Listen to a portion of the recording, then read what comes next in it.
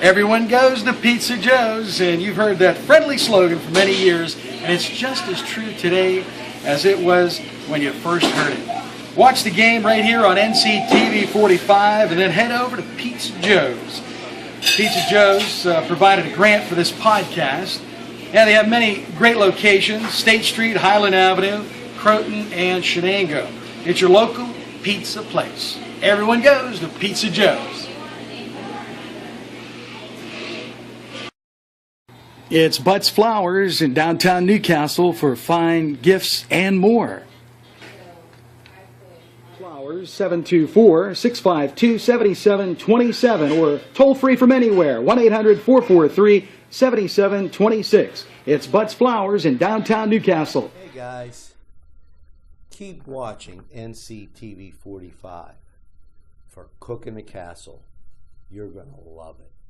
We have a great relationship with Main Street Clothiers and Custom Tailors in downtown Newcastle at 210 East Washington Street.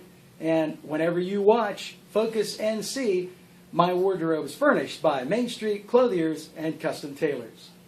To see what's going on NCTV45, watch our viewer's guide.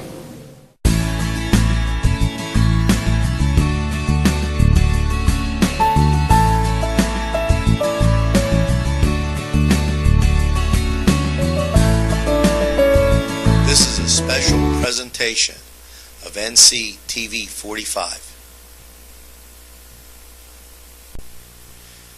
Hi, and welcome to NCTV45, and we have a special presentation this week. I'm here with Jerry Kern from the Warner Theater Group, and he's going to tell us a little bit about the group, the festivities, and the upcoming event on June 26th. Jerry? Okay, well, thank you, Ange. The historic Warner Cascade Theater was organized to reopen the Warner Brothers' very first permanent theater here in Newcastle. And we have a very special event coming up here later this month. On June 26th, the state is going to rededicate a historic marker in front of the Cascade Theater.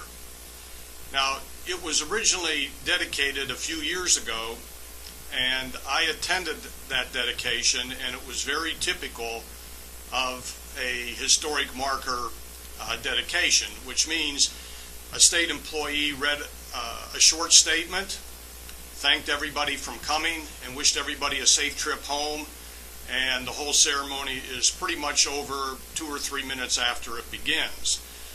But because of the publicity and notoriety that our nonprofit has received, this rededication has actually turned into a major event for the city of Newcastle.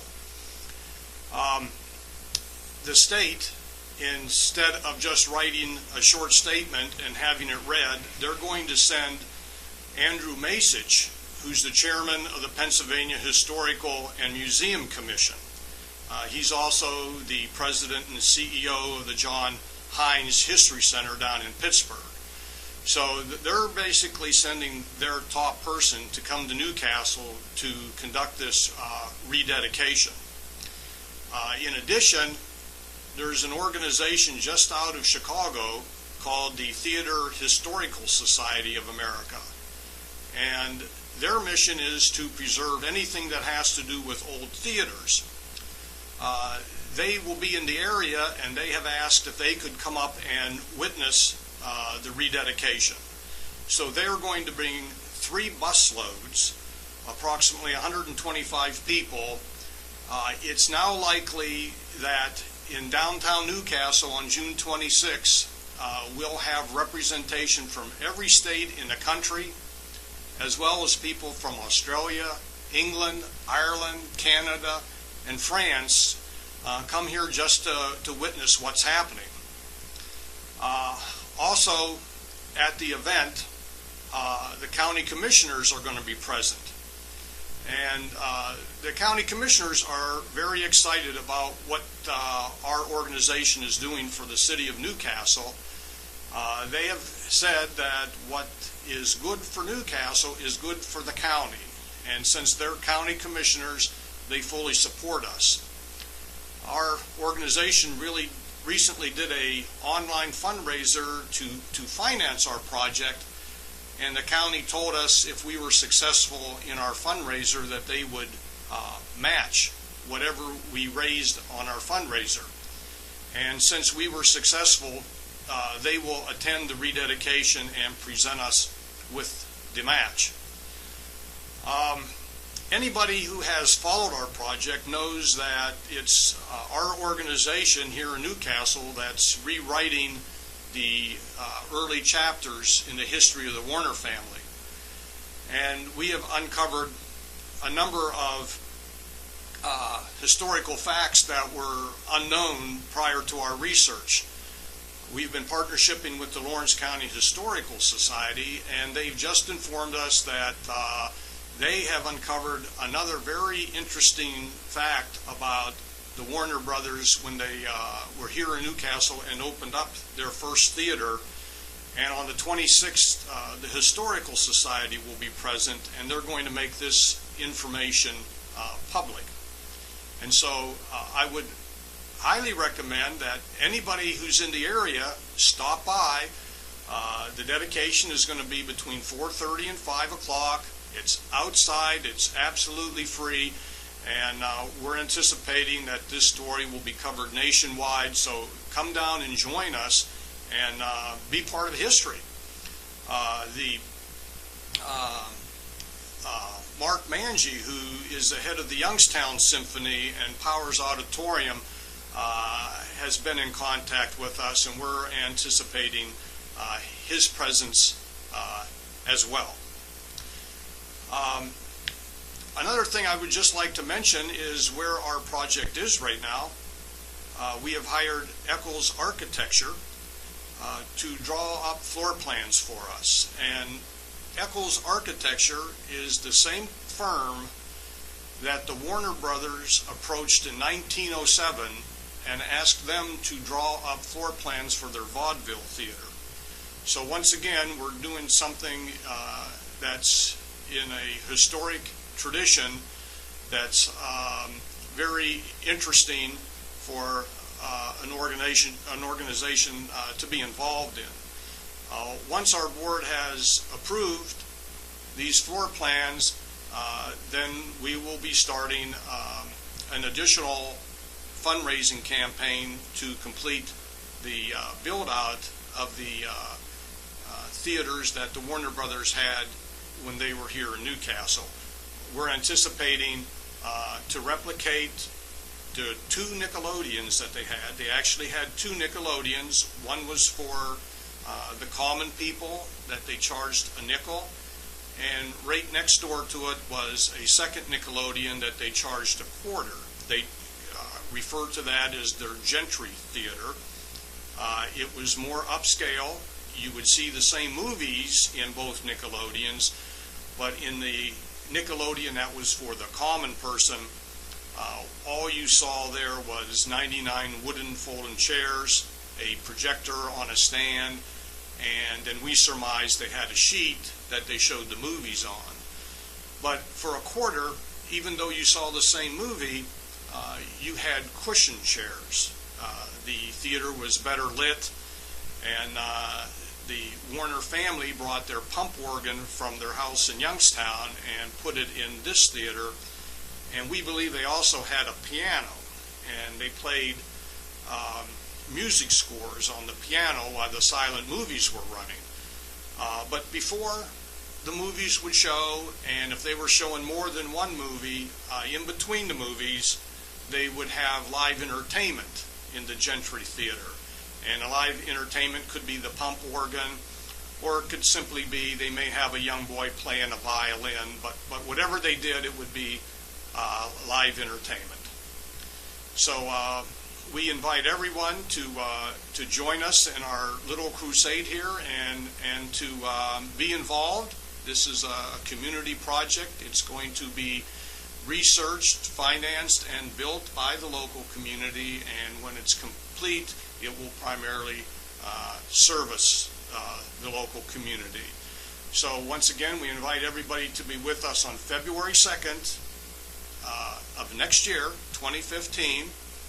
That will be our grand reopening, and that will be on the 108th anniversary of the Warner Brothers original opening of their first permanent theater.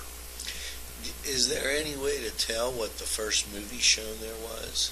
Yeah, we know exactly what their first movie was. Back in 1907, Newcastle had 3 newspapers. 2 were daily newspapers, the Newcastle News and the Newcastle Herald.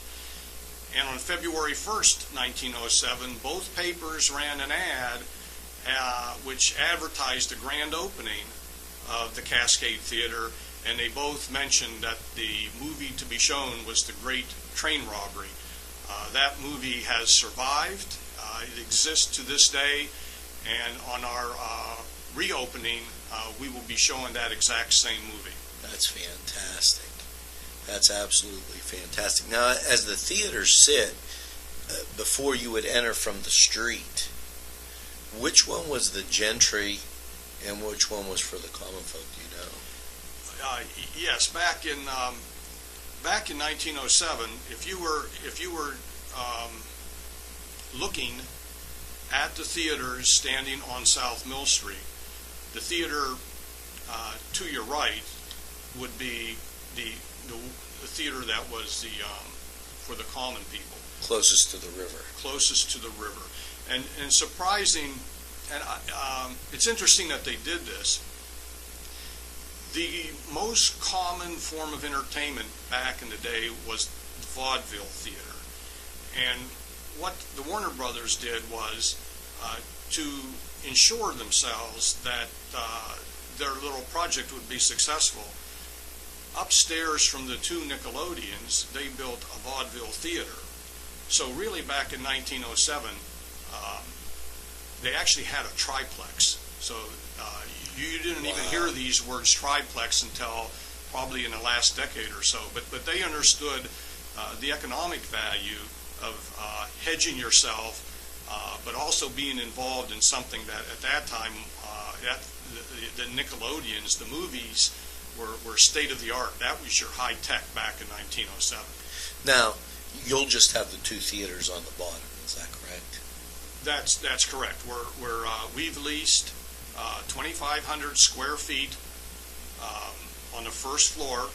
It's the exact space that the Warner Brothers had their 2 Nickelodeons, and what we'll be building out is a replica of both Nickelodeons. There'll be a common area that separates the Nickelodeons, and in this common area we'll have wall exhibits that will be movie related and related to the history of the Warner family when they lived and worked here in Newcastle and eastern Ohio. That's utterly fantastic. We would look forward to it. And please keep us informed and abreast. You're invited here to NCTV45 anytime. As the days go closer, I know your schedule has to be very complex and busy, but please come back and keep us informed. We appreciate it. Okay, thanks a lot. Thank you. Thank you for watching our special presentation on the Warner Theater. You're watching NCTV45. To see what's going on NCTV45, watch our viewer's guide. Street Clothiers and Custom Tailors in downtown Newcastle at 210 East Washington Street. And whenever you watch Focus NC, my wardrobe is furnished by Main Street Clothiers and Custom Tailors. It's Butts Flowers in downtown Newcastle for fine gifts and more. Flowers 724-652-7727 or toll free from anywhere 1-800-443-7726. It's Butts Flowers in downtown Newcastle. Hi, I'm Gary West on location at Little Johnny's 2 in downtown Newcastle, right on East Washington Street. I'm here with the owner, Chris Quiera. Chris, you got a great place. You've been here how long now? We've been downtown coming on 4 years now, but Little Johnny's has been around for over 15 years. When you walk into your restaurant, right away you see a lot of spaciousness, it's clean atmosphere, and on every table I notice you have your menu, and that's what impresses me most about Little Johnny's. It's not just delicious pizza, he has a huge variety. You want to tell us a little bit about that? Yeah, that's very true. We do. We have dining for about 50, so you can come in, you could sit down, you could eat, but say you're on the go, we do delivery and takeout as well. And not just pizza, like you mentioned, we do flatbreads, we do wings, we do strombolis, calzones, hoagies, salads, so it runs the gauntlet. You have Whatever soup you need too, to eat, right? We do. We have homemade wedding soup, homemade stuffed pepper soup. So whatever your needs are, we can do it for dine-in, delivery, or takeout. And they have great pricing. They have a lot of beverages as well. You're going to love Little Johnny's Pizza because they've been around a long time and they know what they're doing. So stop by, and what's the contact information, Chris? Little Johnny's 2, located at 130 East Washington Street. Give us a call or stop in, 724-657-2210. Be looking for us on the road again, NCTV45.